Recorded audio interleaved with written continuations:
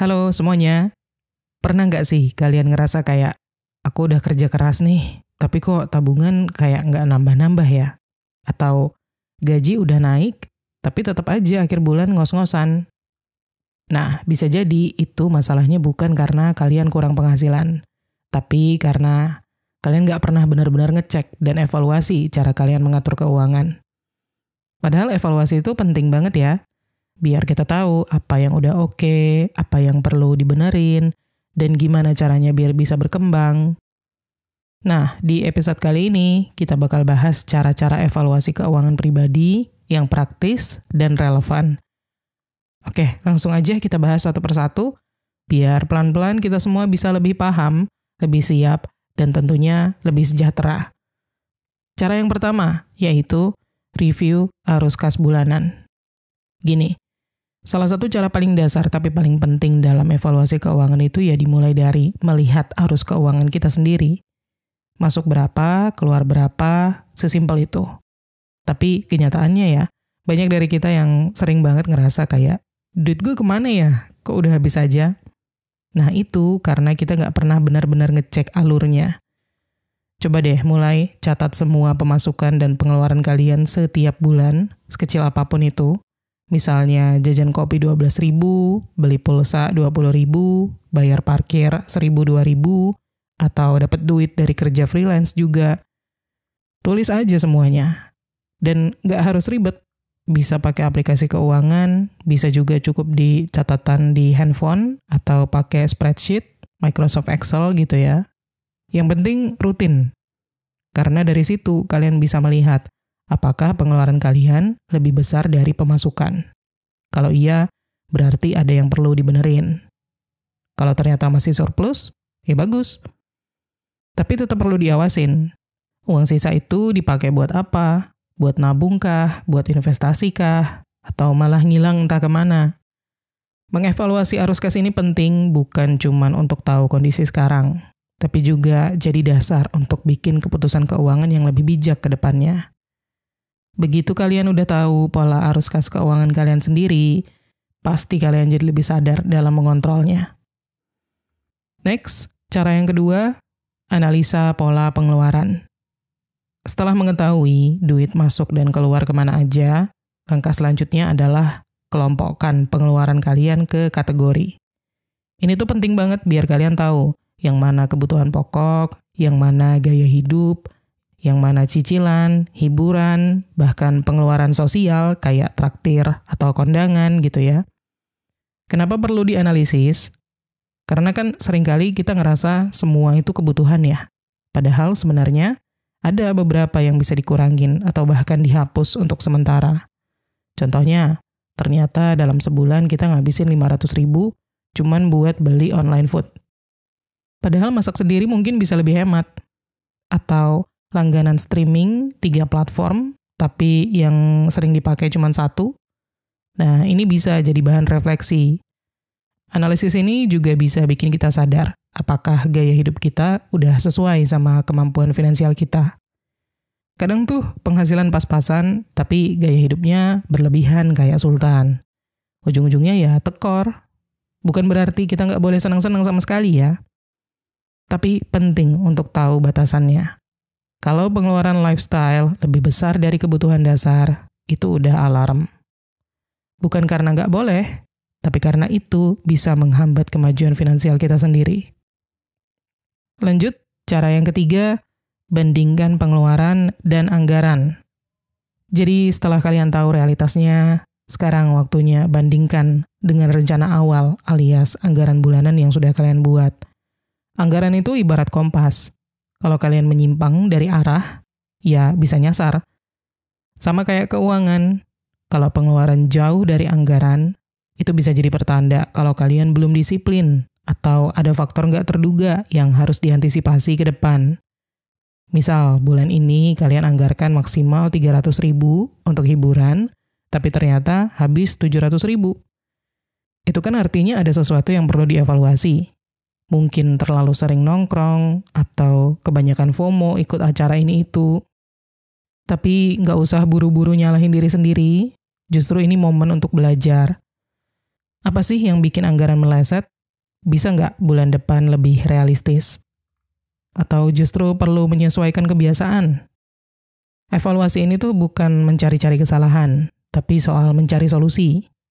Karena dari situlah kalian bisa bikin strategi yang lebih cocok untuk gaya hidup kalian sendiri, bukan gaya hidup orang lain yang cuma kelihatan keren di media sosial.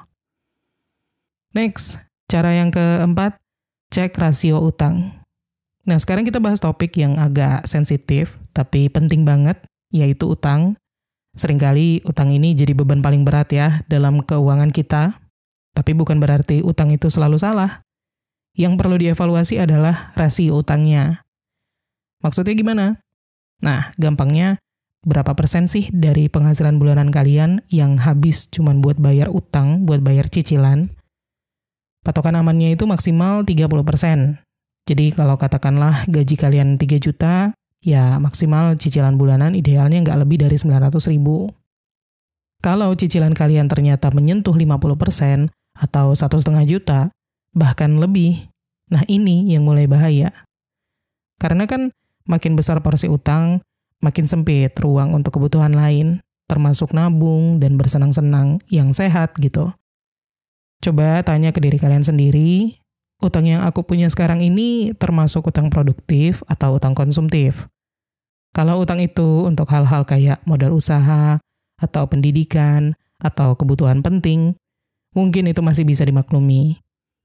Tapi kalau cicilan kalian ternyata untuk barang-barang yang nilainya turun terus, kayak gadget terbaru, atau fashion, atau lifestyle, coba dipikir ulang. Evaluasi ini bukan buat bikin kalian menyesal, tapi justru biar kalian bisa bikin strategi. Apakah ada cicilan yang bisa dilunasi lebih cepat? Atau perlu restrukturisasi? Karena kalau rasio utang terus dibiarkan tinggi, keuangan kalian kayak mobil yang rem tangannya belum dilepas. Jalan sih, tapi berat terus gitu. Next, cara yang kelima, pantau pertumbuhan tabungan dan investasi. Kalau kalian udah rutin menyisihkan uang setiap bulan, entah itu buat tabungan atau investasi, pertanyaannya sekarang adalah, tumbuh nggak? Pantau saldo tabungan kalian setiap bulan, dan lihat ada peningkatan atau malah jalan di tempat aja. Jangan-jangan setiap menabung, terus minggu depannya kalian ambil lagi karena uangnya kepake. Kalau begitu terus berulang-ulang, ya tabungan kalian nggak bakal pernah berkembang. Sama juga dengan investasi. Udah mulai belum? Kalau udah, pantau juga progresnya. Gak mesti setiap hari, cukup bulanan atau kuartalan 3 bulan sekali. Cek portofolionya, masih sesuai nggak sama tujuan kalian? Perlu disesuaikan atau enggak? Kalau setelah dicek ternyata nggak ada perkembangan, itu sinyal. Bisa jadi pengeluaran kalian masih bocor, atau kalian butuh cari tambahan penghasilan. Karena perkembangan tabungan dan investasi itu salah satu indikator penting ya untuk mengukur kesehatan finansial jangka panjang. Kalau nggak ada pertumbuhan, mungkin waktunya untuk perbaiki strategi. Next, cara yang keenam, evaluasi dana darurat. Oke, ini bagian yang sering dilupain tapi sebenarnya krusial banget. Banyak dari kita yang ngerasa kayak, belum perlu, nanti aja. Sampai akhirnya kejadian darurat beneran datang. Entah itu motor rusak, atau kena PHK, atau sakit, atau keluarga butuh bantuan gitu ya. Di situ baru berasa pentingnya punya dana cadangan biar nggak pakai ngutang. Nah, evaluasi dana darurat itu gini, kalian udah punya belum? Jumlahnya cukup nggak? Dan disimpannya di mana? Bisa cepat dicairin nggak kalau sewaktu-waktu butuh? Idealnya, kalau kalian masih lajang, punya dana darurat sebesar 3-6 bulan dari total biaya hidup kalian. Kalau udah menikah atau punya tanggungan, idealnya 6-12 bulan.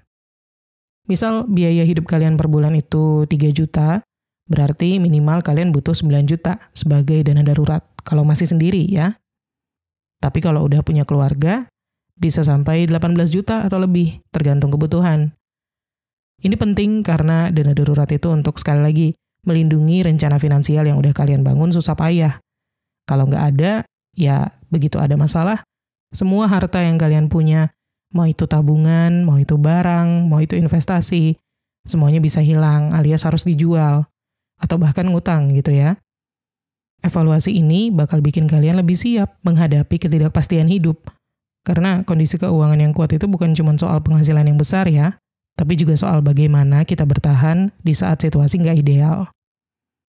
Lanjut, cara yang ketujuh, periksa persiapan dana pensiun. Kalau dengar kata pensiun, banyak orang mikirnya itu urusan nanti-nanti aja. Masih muda, masih kuat bekerja, jadi ngerasa belum perlu mikirin masa tua gitu ya. Tapi justru di usia produktif inilah waktunya mulai menyiapkan.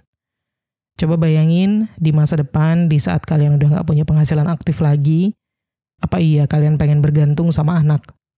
Atau berharap bantuan dari pemerintah? Atau malah harus tetap bekerja karena nggak punya pilihan lagi? Nah, disinilah pentingnya evaluasi. Udah sejauh mana sih persiapan dana pensiun kita?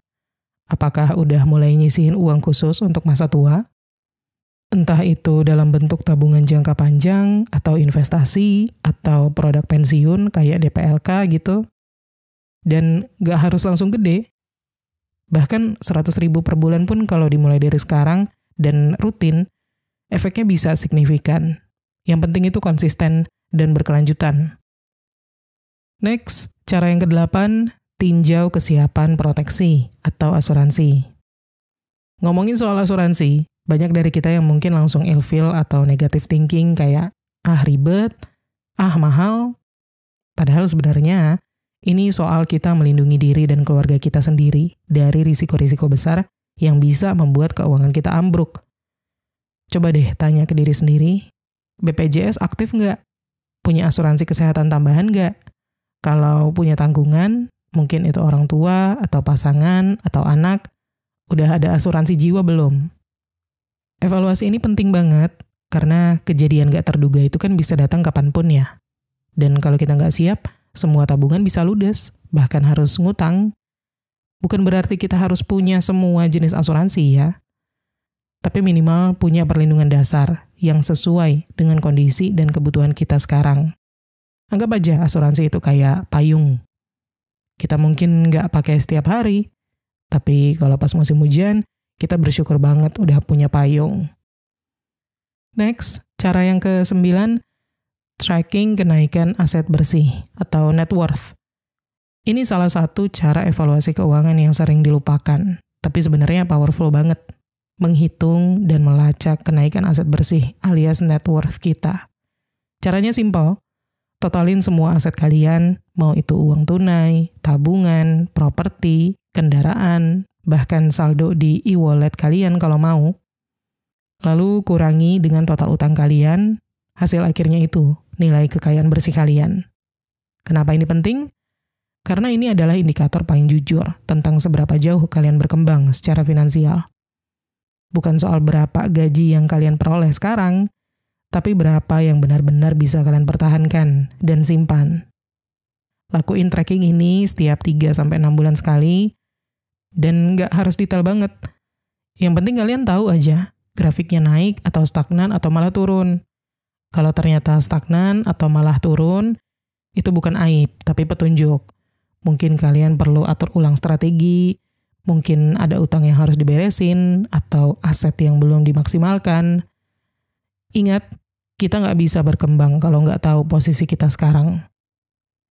Lanjut, cara yang ke-10, audit gaya hidup. Ini sebenarnya bisa dibilang agak tricky. Naik gaji, naik penghasilan itu bagus. Tapi pertanyaannya, gaya hidup kita ikut naik juga nggak? Misalnya, dulu pas gaji 3 juta, kalian masih bisa nabung 500.000. Sekarang gaji 6 juta, tapi tabungan tetap segitu, atau malah lebih kecil. Nah loh, evaluasi gaya hidup itu soal menyadari apakah peningkatan penghasilan kita benar-benar membuat hidup kita lebih baik, atau cuman bikin pengeluaran makin banyak aja. Apakah kita belanja karena butuh, atau karena nggak enak ketinggalan tren. Bukan berarti kita harus hidup irit-irit terus gitu ya. Tapi kalau setiap kenaikan penghasilan selalu diikuti dengan kenaikan gaya hidup, kita nggak akan pernah merasa cukup. Ujung-ujungnya, kerja terus, tapi nggak pernah benar-benar berkembang. Audit gaya hidup ini semacam latihan jujur deh sama diri sendiri. Apakah aku bisa tetap hidup sederhana meskipun penghasilanku naik? Semakin kita bisa mengontrol gaya hidup, semakin besar ruang untuk menabung, untuk investasi, dan mewujudkan tujuan finansial yang lebih besar. Lanjut, cara yang ke-11, jurnal finansial pribadi. Kadang ya, kita tuh mikir evaluasi keuangan itu harus ribet, penuh dengan angka, grafik, atau hitung-hitungan yang bikin pusing. Padahal sebenarnya itu bisa dimulai dari hal-hal sederhana kayak bikin jurnal finansial pribadi aja. Jadi, setiap minggu misalnya, atau bahkan setiap hari, kalau kalian sempat gitu ya, luangkan waktu untuk menulis pengalaman keuangan kalian. Nggak usah yang formal-formal, tulis aja sesantai kalian ngobrol ke diri sendiri. Contohnya, minggu ini berhasil nggak jajan kopi kekinian setiap hari, cuman sekali 2 kali. Terus, bulan ini berhasil menyisihkan uang lebih dari target, atau malah kalap belanja pas tanggal kembar. Nah, tujuannya bukan buat nyalahin diri sendiri ya, tapi justru buat refleksi. Karena dari jurnal itu kita bisa melihat pola. Apa sih yang bikin berhasil? Apa yang bikin gagal? Dan gimana perasaan kita ketika mengeluarkan uang? Ini penting banget, karena kadang keputusan finansial kita dipengaruhi oleh emosi ya. Lagi stres, larinya ke belanja. Lagi capek, pengennya jajan. Dengan jurnal, kita jadi lebih sadar sama kebiasaan-kebiasaan kecil yang mungkin selama ini luput. Dan yang paling keren dari jurnal finansial itu, kita bisa melihat progres diri kita sendiri dari waktu ke waktu. Kayak baca perjalanan finansial kita dalam bentuk cerita gitu.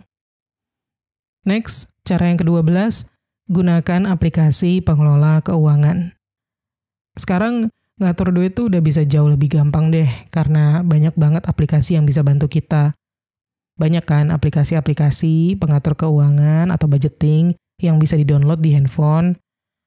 Bahkan spreadsheet Microsoft Excel atau Google Sheets pun masih bisa jadi andalan kalau kalian sukanya yang simpel. Pakai aplikasi ini tuh bukan buat gaya-gayaan, tapi untuk membuat evaluasi keuangan kalian jadi lebih jelas dan visual. Ada grafik, ada ringkasan pengeluaran, bahkan ada notifikasi kalau kalian kebablasan. Misalnya kalian lihat, bulan ini kalian udah keluarin 800.000 buat jajan online, padahal anggarannya cuma 400.000. Langsung kelihatan tuh kebocorannya di layar. Dan itu jadi pengingat yang real time. Bukan cuman perasaan gue nggak boros kok. Evaluasi dengan aplikasi ini juga cocok buat orang-orang yang nggak suka nulis panjang kayak jurnal ya, kayak di poin sebelumnya. Cukup masukin data pengeluaran dan pemasukan kalian, dan aplikasinya yang bantu mengolah. Dan kalau kalian disiplin mencatat setiap hari, lama-lama kalian bisa punya data yang kuat banget untuk dianalisis. Misalnya, pengeluaran terbesar biasanya di tanggal berapa sih? Kategori mana yang paling sering over budget? Dan masih banyak lagi lah. Intinya, aplikasi itu bukan pengganti kesadaran finansial, tapi bisa jadi alat bantu yang efektif banget kalau kalian konsisten. Next, cara yang ke-13, tanya pada diri sendiri, apakah keuanganku sehat? Nah, ini cara evaluasi yang nggak pakai angka-angka dulu, tapi langsung nyentuh ke bagian yang kadang nggak kelihatan tapi terasa, yaitu perasaan dan mental kita soal uang. Coba duduk tenang dan tanya dengan jujur ke diri sendiri. Apakah aku sering stres mikirin keuangan? Apakah aku bisa menabung dengan rutin, walaupun sedikit? Kalau ada kejadian darurat, aku siap nggak? Aku sering nunda bayar tagihan nggak sih? Pertanyaan-pertanyaan ini tuh sebenarnya kayak indikator kesehatan finansial versi emosional dan praktis. Karena kadang, walaupun gaji kita cukup atau bahkan lebih gitu ya, tapi kalau cara kita mengelola uangnya berantakan, tetap aja hidup kita terasa tertekan. Evaluasi ini juga bakal bikin kita sadar bahwa mengatur keuangan itu bukan cuma soal angka, tapi juga soal kenyamanan hidup. Kalau kita masih sering cemas setiap akhir bulan, mungkin ada yang perlu diperbaiki, bukan ditutup-tutupi. Tapi memang nggak semua orang bisa langsung punya jawaban yang ideal gitu ya. Dan itu nggak apa-apa. Yang penting kita bisa mulai jujur dulu sama kondisi kita sendiri. Karena dari kejujuran itulah kita bisa mulai bikin perubahan. Dan cara yang ke-14, bandingkan dengan tahun lalu. Ini salah satu cara paling jitu deh untuk tahu apakah keuangan kita berkembang atau stagnan gitu ya, atau bahkan turun. Bandingkan kondisi kita sekarang sama tahun lalu. Tapi bandinginnya jangan cuma lihat gaji aja. Coba perhatikan secara menyeluruh. Penghasilan naik atau turun. Tabungan makin banyak atau malah makin tipis. Terus juga gaya hidup makin sehat atau makin konsumtif. Dan cicilan makin sedikit atau makin bertambah. Kadang kita ngerasa hidup kita itu baik-baik aja. Tapi setelah dibandingin, ternyata selama setahun ini nggak ada progres finansial sama sekali. Atau malah mundur gitu ya. Tapi ya, bukan untuk bikin diri kita sendiri panik. Lebih ke untuk menyadarkan aja. Kalau ternyata selama ini kita cuma jalan di tempat. Atau justru mundur, padahal udah capek-capek kerja keras. Dan perbandingan ini juga bisa jadi motivasi untuk terus upgrade diri. Misal di tahun lalu belum mulai investasi, tahun ini udah mulai meskipun masih kecil-kecilan. Itu udah kemajuan. Nggak harus yang drastis banget. Yang penting ada pergerakan. Dan yang gak kalah penting juga, evaluasi tahunan ini juga bisa jadi semacam checkpoint perjalanan finansial kita. Biar kita tahu apakah keputusan-keputusan finansial kita selama ini mengarah ke tujuan yang kita mau, atau malah bikin kita nyasar pelan-pelan tanpa kita sadari. Intinya, gak usah nunggu punya banyak uang dulu, punya gaji yang gede dulu, baru mulai belajar untuk evaluasi. Semakin cepat kalian mengerti pola keuangan kalian sendiri, semakin cepat juga kalian bisa bikin perubahan yang membuat hidup kalian lebih ringan. Mulai dari yang ada sekarang aja, dan lihat sendiri gimana hidup kalian pelan-pelan bisa berubah. Oke, itu aja untuk episode kali ini. Kalau kalian punya tips atau saran lain, silakan tulis di kolom komentar. Semoga bermanfaat, dan terima kasih udah nonton. Kita ketemu lagi di Menuju Kekayaan episode berikutnya.